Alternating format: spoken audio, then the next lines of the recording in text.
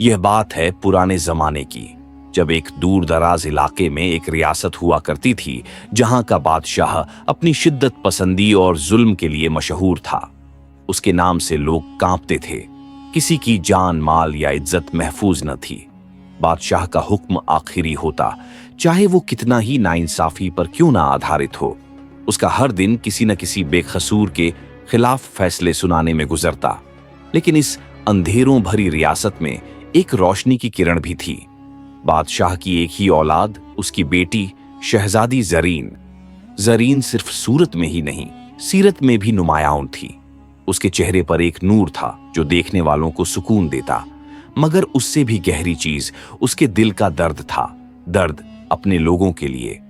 वो अपने बाप के जुल्म से नफरत करती थी, लेकिन इस बात का इजहार कभी खुलकर नहीं करती थी। बादशाह को उस पर पूरा भरोसा था, और यही भरोसा जरीन के लिए एक ताकत बन गया था।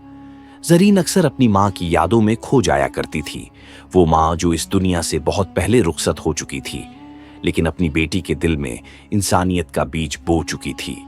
रात के अंधेरों में जब महल सो जाता, जरीन अपनी छोटी खिड़की से शहर के अंधेरे को देखती रहती, जहां लोग बादशाह के जुल्म से परेशान थे। अक्सर वो चुपके से अपने महल से निकलती और गरीबों बेबसों को रोटी, कपड़े या दवाएं दे आती। एक दिन महल के बाग में उसकी मुलाकात एक अजनबी नौजवान से हुई जो किसी मुसाफिर की शक्ल में था, लेकिन उसकी आंखों में बगावत की चमक थी। जरीन ने उसे रोकने की कोशिश की, लेकिन उसका लहजा बेबाक था। तुम्हारे बाप ने मेरी मां को कत्ल करवाया था, उसने कहा था। जरीन का चेहरा जर्द पड़ गया, लेकिन उसके दिल में एक आवाज उठी, शायद अब वक्त आ गया है कुछ कर गुजरने का। वो नौजवान, जिसका नाम रेहान था, किसी बड़ी तहरीक का हिस्सा था। जरीन के लिए यह फैसला आसान नहीं था, अपने बाप के खिलाफ खड़ी होना, जिसने उसे हर चीज दी थी, लेकिन इंसाफ नहीं। लेकिन जरीन का दिल फैसला कर चुका था। उसने रेहान से कहा, मैं तुम्हारी मदद करूंगी, मगर खून खराबे से नहीं, इंसाफ से। रेहान रोज की तरह आज भी अपने काम में मसरूफ था। जंगल के एक कोने में बड़ा सा दरख्त काट रहा था कि अचानक उसने एक आवाज सुनी, घोड़े की चिंचिंगाहट और किसी औरत की चीख। पहले तो उसने समझा कि शायद किसी शिकारी ने गलती से कुछ छेड़ दिया हो, मगर फिर जब उसने सामने देखा तो उसका दिल उछल गया।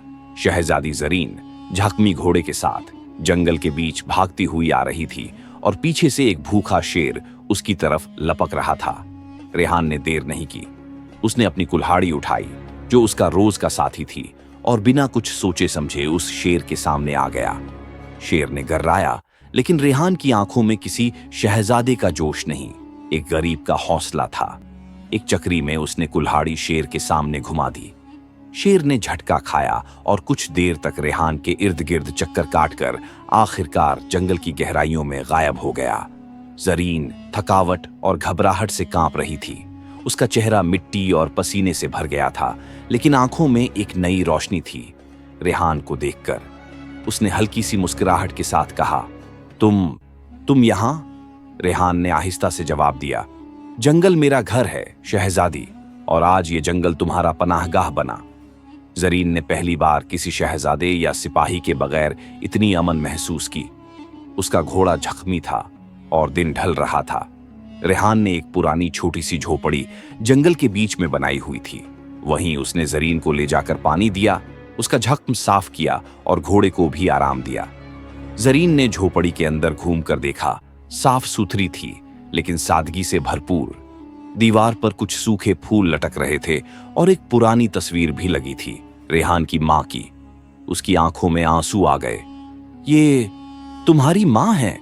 रेहान ने सिर झुकाकर कहा, हाँ, उनका कत्ल आपके बाप के हुक्म से हुआ था। एक सख्त खामोशी बीच में छा गई। जरीन ने कुछ कहना चाहा, लेकिन लफ्ज उसके लबों तक नहीं पहुंच पाए। रेहान ने उसकी तरफ देखा, मगर उसके चेहरे पर नफरत नहीं, सिर्फ थकान थी। तुम्हें यहां से महल वापस ले जाना होगा, रेहान ने कहा। जरीन ने उसकी आंखों में देखा। महल? अब वो जगह मुझे अजनबी सी लगती है। शायद ये झोपड़ी ही मेरे दिल के ज्यादा करीब है। उस रात जंगल में आग जली थी। एक तरफ शहजादी जरीन, जिसके सपने बदल रहे थे, दूसरी तरफ रेहान, जिसका दिल एक नई कसम खाने को तैयार हो रहा था। जंगल के कुछ दिन जरीन के लिए एक नया तजुर्बा थे। वहां ना तो महल की शानो शौकत थी, ना कनीजें, ना हिफाजत का कोई इंतजाम, मगर फिर भी उसने पहली बार खुद को आजाद महसूस किया। रेहान के साथ गुजरे वो चंद दिन उसके दिल में एक गहरी छाप छोड़ गए। रेहान जख्मों को भरना जानता था, सिर्फ जिस्मानी नहीं, दिल के जख्म भी। लेकिन ये सुकून ज्यादा देर तक नहीं रहा। एक सुबह जब रेहान लकड़ी काटने गया था और जरीन झोपड़ी के बाहर बैठी थी, तो दूर से घोड़ों की आवाजें सुनाई देने लगीं। कुछ ही देर में बादशाह के सिपाही हाथों में बर्छे और सीने पर निशान लिए जंगल के अंधेरों से निकलकर झोपड़ी के सामने आ गए। शहजादी जरीन ने उन्हें देखा तो पहचान गई। यही वो फौज थी जो उसकी हिफाजत पर मुकर्रर की जाती थी। सिपाहियों का सरदार घोड़े से उतरा, जमीन पर झुका और कहा, शहजादी, आपको ढूंढ ढूंढ कर हम थक गए थे। बादशाह बहुत परेशान हैं। आपका इंतजार हर रोज उनकी आंखों में नजर आता था। आइए, चलिए हमारे साथ। जरीन ने गहरी सांस ली, फिर रेहान की तरफ देखा, जो उस वक्त झोपड़ी के पास आया ही था। उसके कपड़े मिट्टी से भरे थे, लेकिन आंखों में इख्तियार था। जरीन ने सिपाही से कहा, मैं चलूंगी, लेकिन सिर्फ इस शख्स के साथ। सिपाही पहले कुछ हिचकिचाए, एक दूसरे की तरफ देखा, फिर उनका सरदार आगे बढ़ा और बोला, ठीक है शहजादी, जैसा आपका हुक्म, मगर इस लड़के की पहचान पट्टा महल में लेनी पड़ेगी। रेहान ने चुपचाप जरीन की तरफ देखा। शहजादी ने सिर हिलाकर उसकी तसल्ली की। अब वो अकेली नहीं थी। रियासत के रास्ते पर घोड़ों का सफर शुरू हुआ। रेहान पहली बार महल की तरफ जा रहा था, लेकिन मेहमान बनकर नहीं, इम्तिहान बनकर। सिपाही छुप छुप कर उसे घूरते थे, जैसे ये समझने की कोशिश कर रहे हों कि एक लकड़हारा किस किस्मत से शहजादी के इतने करीब कैसे हो गया। जरीन ने रास्ते में कुछ नहीं कहा, लेकिन उसके दिल में तूफान चल रहा था। वो जानती थी कि महल में लौटने का मतलब सिर्फ उसके लिए नहीं, बल्कि रेहान के लिए भी एक बड़ी आजमाइश का आगाज है। जब शहजादी जरीन और रेहान महल के दरवाजों पर पहुंचे, तो माहौल में एक अजीब सी खामोशी थी। सिपाही, वजीर और बाजीगर, सबके चेहरे पर हैरानी और ताज्जुब था।